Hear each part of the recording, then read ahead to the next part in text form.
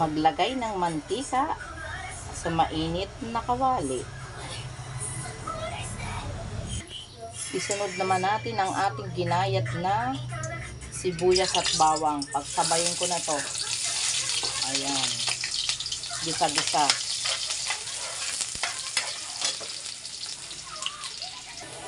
At ngayong okay na ang ating bawang at sibuyas, isunod natin si kamatis.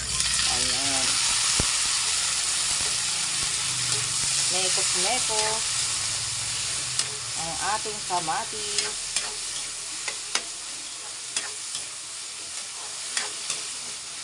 Maggisa tayo ng kamatis.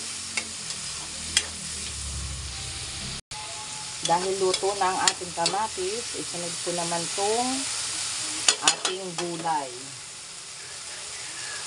Ang ampalaya. Ayan. Tama, magigisa tayo ng ampalaya. Ito ang aking version.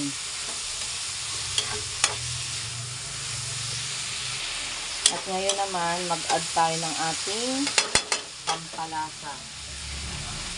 Tulad ng paminta, syempre, hindi mawawala ito. Ayan.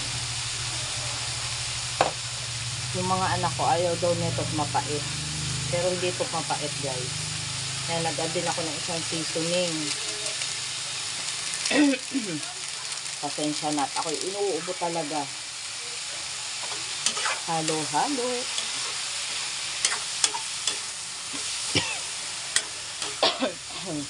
Excuse me.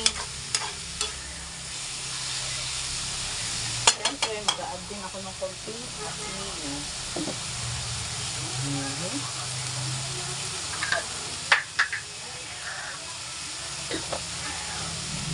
At may dalawa akong itlog. Lagay ko na. Hindi ko na kinasaw. Ganyan na lang.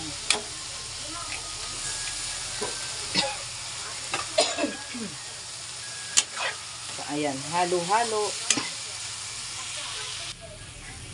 So, eto na yung aking ginisang ampalaya na may itlog at kamatis. Ayan. Lulutuin ko lang.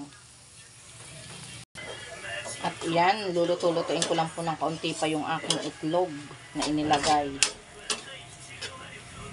At yan, okay na itong i-reserve. I-reserve talaga ha. I-reserve na natin to.